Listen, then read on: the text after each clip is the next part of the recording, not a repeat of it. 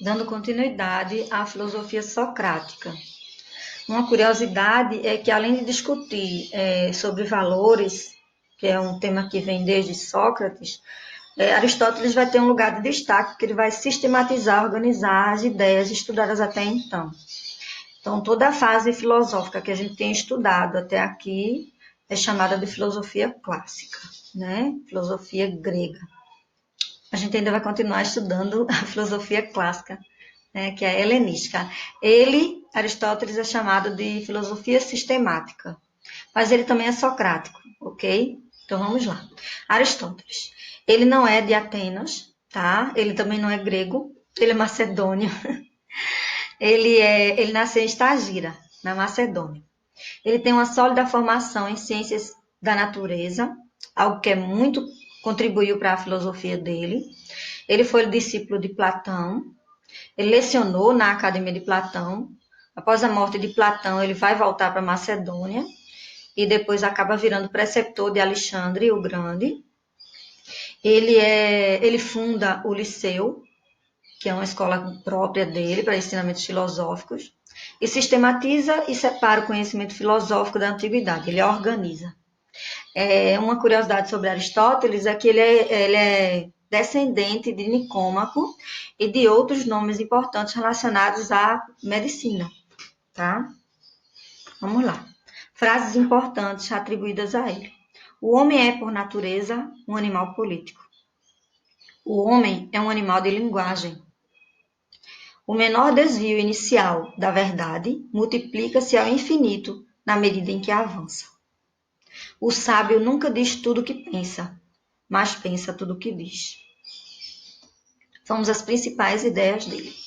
Talvez o maior legado de Aristóteles tenha deixado para a posteridade, que ele tenha deixado para a posteridade, seja a classificação sistemática das áreas do conhecimento, a lógica e a valorização do conhecimento empírico para a obtenção de qualquer conhecimento prático sobre o mundo.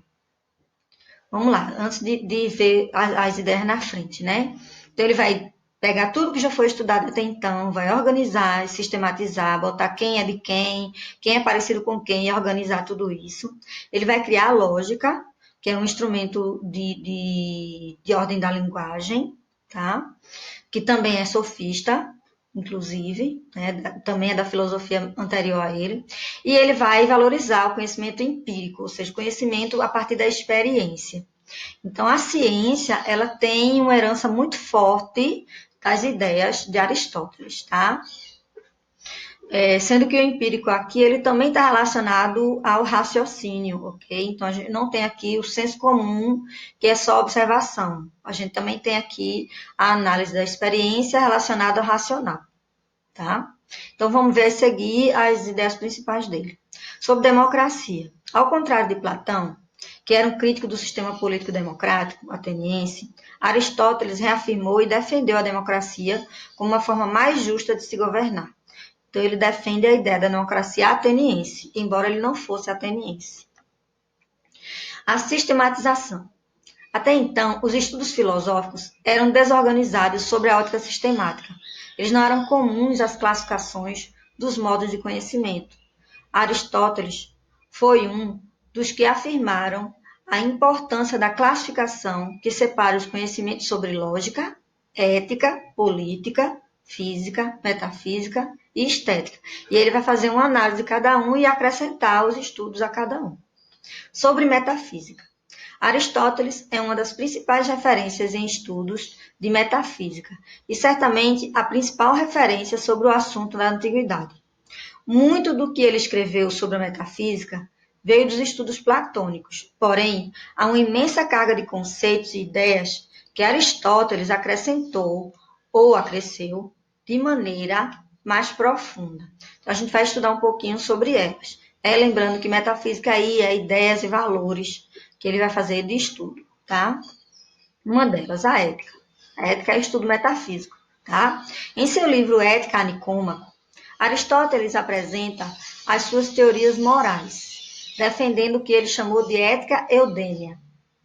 O termo eudêmia deriva do mesmo radical da palavra daimon, que no vocábulo grego antigo seria uma entidade equivalente à consciência, ou seja, uma espécie de voz que guia o nosso pensamento e as nossas ações. A ética, segundo Aristóteles, deveria ser guiada pela prudência e pela moderação. Segundo o filósofo, havia uma mediania, uma espécie de justa medida entre dois extremos morais, que eram considerados viciosos, ruins. Um por excesso de algo e outro por falta de algo. A justa medida seria a moderação da ação entre os dois vícios, o que resultaria numa virtude. Por exemplo, a coragem seria a virtude por justa medida, compreendida entre o vício da temeridade, que é o excesso de coragem, e a covardia, que é a falta de coragem. Então, para ele, nem o excesso para o bem, nem o excesso para o mal seria o ideal. O ideal seria esse meio termo, que ele chama aqui de covarde ou de coragem nessa análise. Lógica. Aristóteles escreveu alguns tratados de lógica, nos quais nos deixa um método preciso para entender o conhecimento formal das formas por meio da linguagem. A lógica é exata, assim como a matemática, e permite o julgamento da forma de um enunciado, permitindo perceber se ele faz sentido ou não. A lógica aristotélica é composta principalmente pelo quadrado aristotélico e pela verificação linguística dos enunciados, que hoje pode ser feita pelas tabelas de verdade. Gente, eu recomendo a gente analisar isso aí no segundo ano, tá? Vai ser um conteúdo de um bimestre inteiro, ok? O filósofo também conceitua as noções de substância, aquilo que permite que uma matéria siga uma determinada forma, e categorias, diferenças conceituais que classificam os seres, como qualidade, quantidade, cor, etc. Então, você vê aí já o iniciozinho de uma ciência surgir, né? Que é o estudo dos seres, ou das substâncias. Você vê aí a física e a biologia surgindo. Empirismo. Empirismo está relacionado a experiências. Posso dizer que Aristóteles foi o primeiro pensador a teorizar a importância do conhecimento prático para o entendimento da verdade do mundo. Segundo o filósofo, e ao contrário de Platão, o conhecimento da verdade deveria passar necessariamente por dois campos do nosso saber: o intelecto puro, que é o racional, né? E os sentidos do corpo, que é o ver, registrar, ok? Visão, audição, tato, olfato, paladar. É a responsável pelo aprendizado primeiro e mais básico do nosso intelecto. Aqueles dados sensoriais que obtemos por meio dos sentidos, somente depois de coletados, podem ser depurados pelo intelecto e relacionados aos conceitos puros.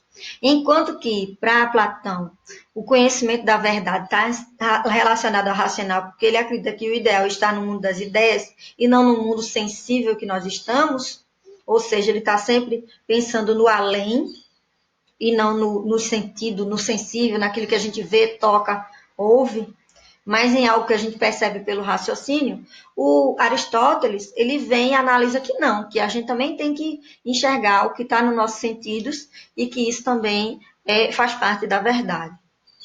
Daí a análise dessa imagem, né, que a gente citou no fim do último vídeo. Você vê aqui Platão apontando para cima, que é o mundo das ideias, que é onde ele acredita estar a verdade, e o Aristóteles colocando a mão para baixo, né? Que é onde ele crê que se encontra a verdade, que é no mundo sensível, que é onde nós estamos. Então, mesmo sendo discípulo dele, estudando por muitos anos ao longo de sua vida próximo a ele, esse ponto ele não foi de acordo, né? Eles não comungavam nessa ideia.